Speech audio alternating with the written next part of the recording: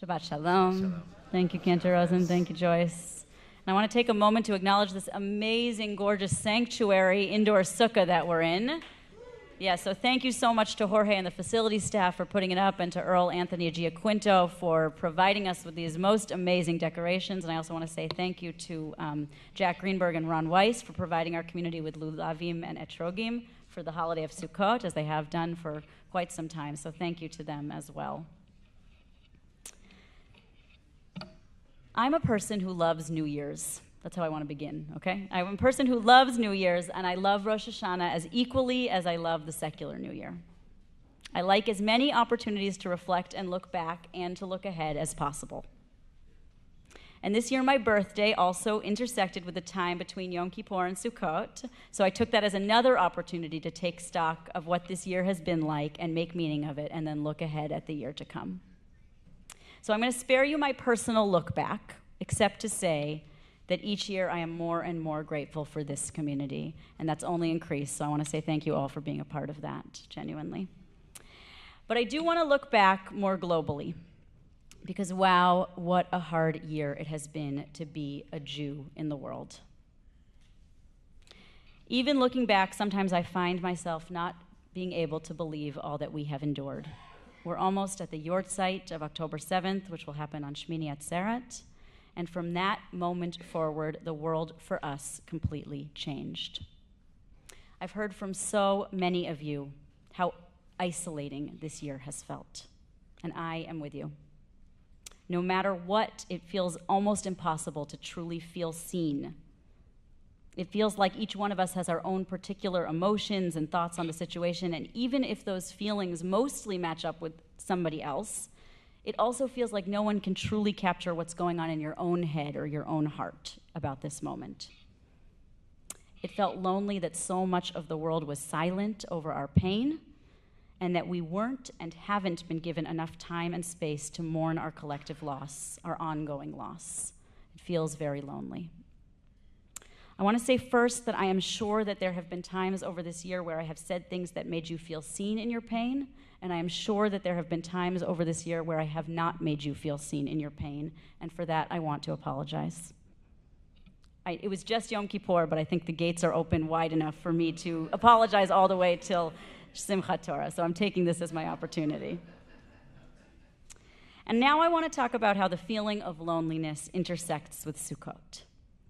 Sukkot is our holiday known as Zman Simchatenu, the time of our joy. And joy and loneliness are not often associated with each other. Nowadays, Sukkot is celebrated at home or at Chol with the recreation of the booths the Israelites used to set up camp in as they made the long journey between Egypt and the Holy Land. We shake an etrog and lulav in the most ancient version of a rain dance that we can possibly do, and we imitate our ancestors by eating and sleeping outside. But when the temple was still standing in Jerusalem, Sukkot was a temple holiday.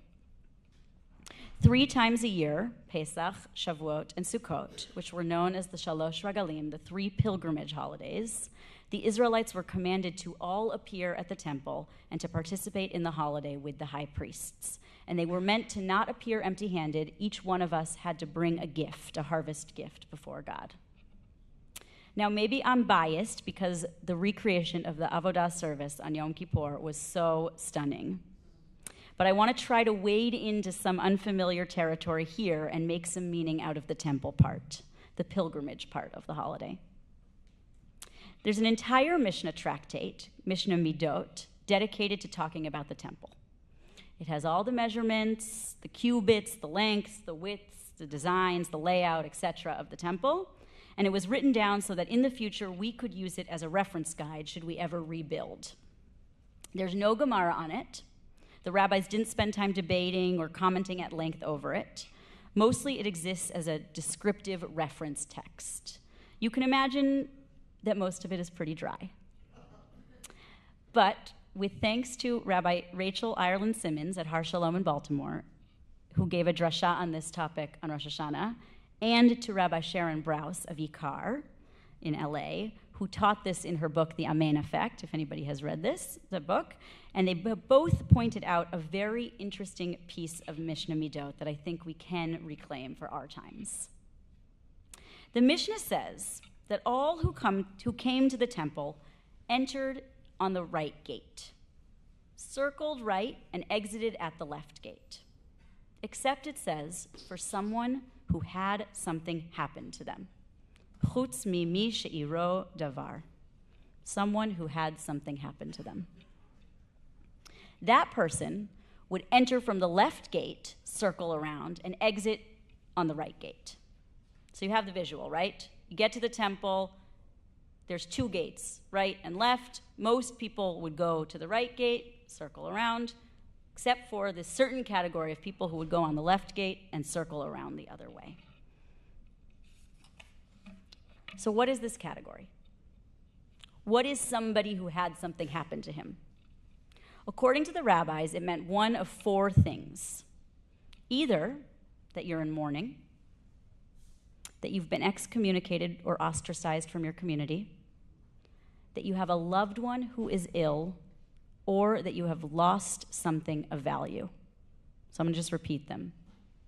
Either you're in mourning, you're excommunicated, you have a loved one who is ill, or you have lost something of value. And so as the entire community gathered for a Chag, let's imagine it was Sukkot, there was an instant breaking off of the community so that most people went into the right gate, but some people, those who fit those categories that I said above, went to the left one. So there are now concentric circles of people who are all passing through the temple together, the whole community, and those who are marked as having lost something, a loved one, something of value, or perhaps a whole community, are entering in from the other gate. And as the concentric circles are passing through each other, those who enter from the right gate ask those who enter from the left gate, what happened to you such that you had to enter from the left gate? And someone might answer, I'm a mourner. And then the person would be able to say, I hope that the one who dwells in this house, i.e., the temple, comforts you. Hamakom yinachem. And if the person answered, I have a sick family member, you would say, may the one who dwells in this house have mercy upon them. And if they said, I am excommunicated, then the other person can say, I hope the one who dwells in this house inspires them to draw you near again, meaning, I hope your community and you can come close together again. The whole scene is an incredible ritual of care and love. The two groups of people seem designed to meet each other so that you can say to each other, tell me, why is your heart broken? And then wish them the appropriate blessing. In this world, in this scene, no one is forgotten, even those who have felt totally forgotten by their community. Each person is given the opportunity to come and be face to face with everyone else, to look into each other's eyes and maybe into each other's hearts.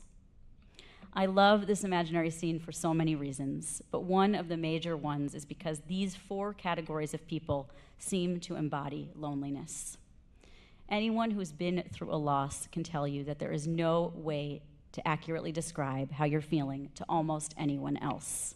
It feels like the world has been totally flipped on its axis, and now you're expected to move through it just like everybody else, as though nothing has happened, when nothing could be further from the truth. Same with being the primary caregiver or the caregiver of somebody who is ill or suffering or struggling in some way. That becomes your entire reality, and there's almost no way anyone else can understand how much it's weighing on your mind. But I also love it because it acknowledges that there will always be people in our community who will feel out of sync, who will feel as though they don't fit or feel totally alone.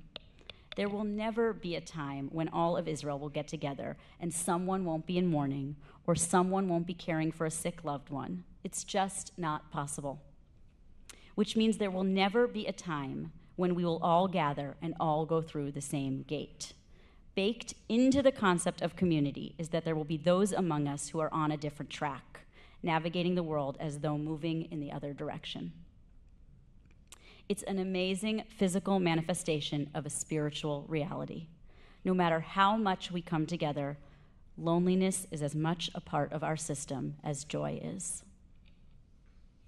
And the goal is not to do away with the loneliness, but rather, even on our most joyous of days, on our chagim, on our zman simchatenu, at our time of joy, our happiest time, it's to acknowledge the loneliness and the isolation in the room and say, I see you. You're still part of us. Your heart is broken, but you are not broken away from us. So on this Sukkot, I want to acknowledge all the loneliness in the room with us. All those of us who feel as though this year broke our heart, those who are carrying lost loved ones, those who are carrying illnesses or sufferings, visible or invisible, all those who feel not seen, not allowed to mourn, not held in our pain, all of us who feel somehow out of sync with the rest of the world, or perhaps even with our own Jewish communities. And I want to say, may the Holy One of Blessing comfort us. May the Holy One of Blessing have mercy upon us. And may the Holy One of Blessing inspire us to draw closer to one another and not break away. Chag Sameach. Shabbat Shalom.